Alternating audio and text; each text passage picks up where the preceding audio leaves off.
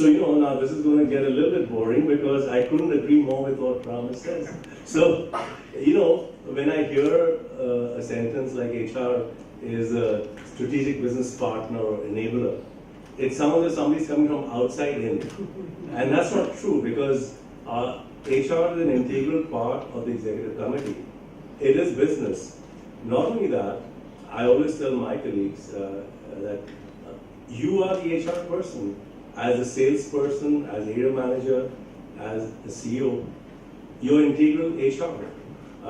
In the same way, I also tell them that if you are in a region as a salesperson, you are the CEO there because you're in charge of the area that you operate in. And of course, I'm not going to tell you when I started working, that was many moons ago. But it was never called the HR department, it was called the personnel department. I don't know how many of you here have heard that word. Personnel department, it was only payroll basically. That's how it started. And then, it developed into HRD and human resource development, etc., etc. But today, we should not even be thinking of going in that direction. It's completely an integral part of business. It's not from outside in. And I remember, and this really goes long back, I was a management trainee in the same company where he worked many moons later.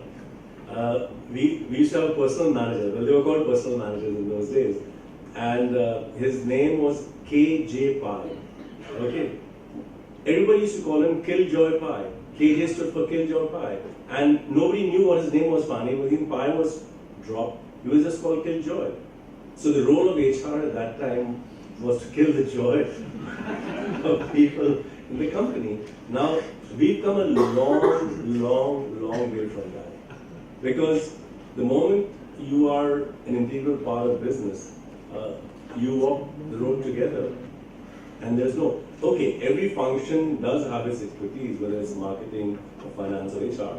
I think we need to get those integral parts and weave them into our own business structure. In the same fashion, I remember we used to have when I joined ICI, we used to have what's called a marketing controller. Now, what is the marketing controller? Controlling the market? You're supposed to expand and grow the market, not control the market. But this was the senior most marketing position, marketing controller. So we've really come a long way. So it's really a borderless world. And I think GE made this very popular. So whether it's functions, whether it's divisions or departments, collaboration is the key. And the world is changing extremely fast. When Aparna says, what about the next 5 years or 10 years? Organizations which remain agile, those with the strongest learning agility will survive, because all of us know the rate and pace of change of technology is really so fast. We haven't even started, scratching the surface. I'm told the generation growing up today don't know what email is, And by the way, I still have on my visiting card a fax number. So my son, who always thinks I'm a fossil anyway, he said, Dad, what are you doing with a fax number? So I told him that as a head of a company, all the government mails still come by fax to me. And if I wait for that letter to arrive, you already lost 15 days, So the fax still remains. So we still live kind of 18th century and 21st century back to back. On one hand, India's almost putting the man on the moon, but on the other hand, you're actually forced to carry this fax number. You shouldn't even be having a visiting card. Forget the fax number on the visiting card, Sure. It's a digital world now. Just today, my colleagues in HR told me there are no letters being issued at all. Everything is electronic now. So nobody's going to get a signed letter of increment or incentive or whatever, Now, it's going to be a totally paperless world, and this is evolving. So HR, by whatever name you call it, functions will still have names, but they're integral part of business. And when we sit at the executive committee, my colleague Svetlana Pinto is here. She's head of corporate communications and CSR.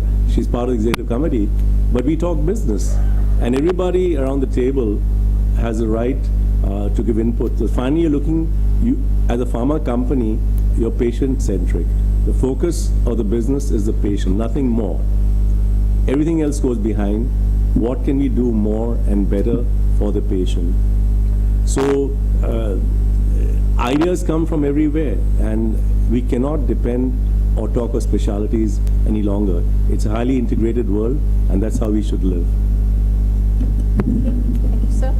So, Radha, from your perspective and Chanakya's perspective, if Chanakya was here, okay, what is the real role of HR in today's organizations? How do you think it has changed in the last decade, and how do you see it?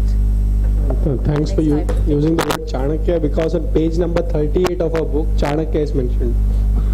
So I was looking so happy that chalo yahan pe bhi dal diya Chanakya.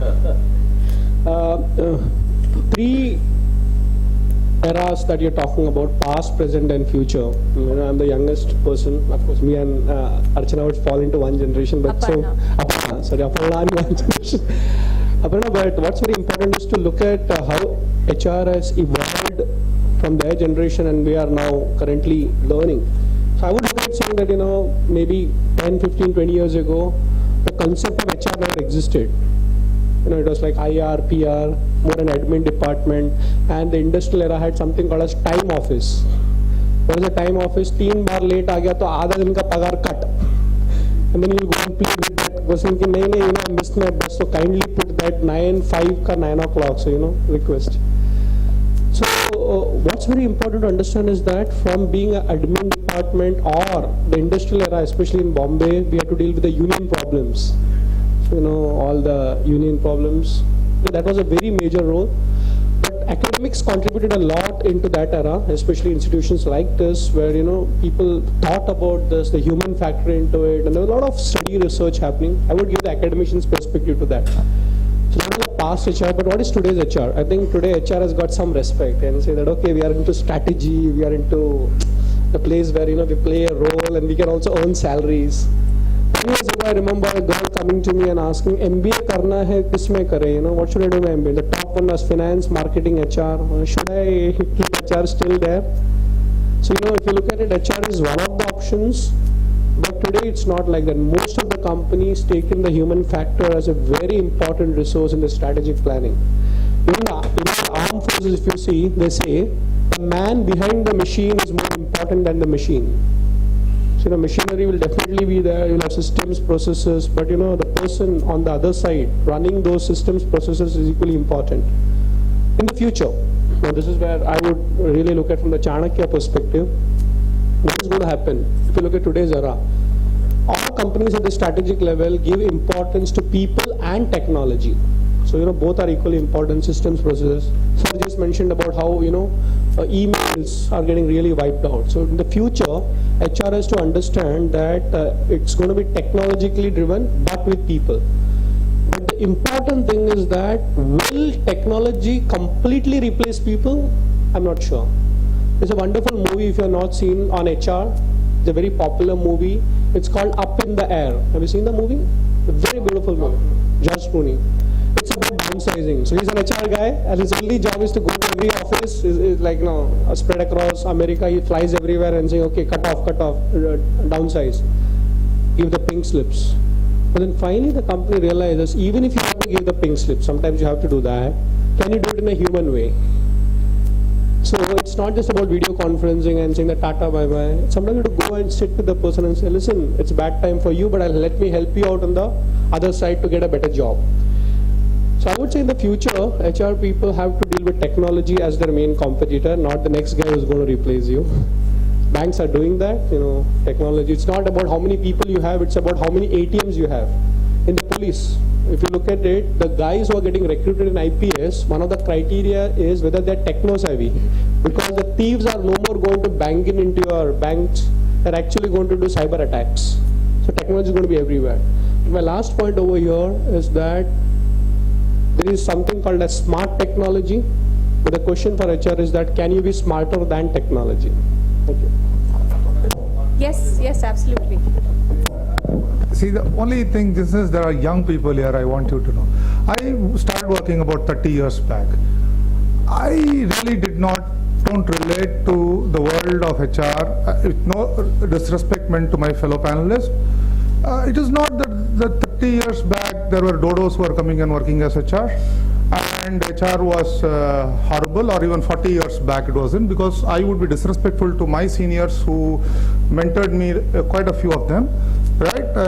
I really think IR was not a bad thing. I'm an old student union leader, I'm an old Communist Party of India Marxist student leader, and I say it proudly, right? Because it is important for us to know that at any point of a time there is a balance of force which exists in the world, so that despite the best intentions we all profess, we don't do things in excesses.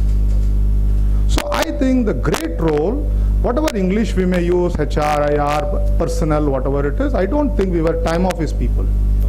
We were people who brought two adversaries to work together and work in peace without really spoiling the economic growth of a nation.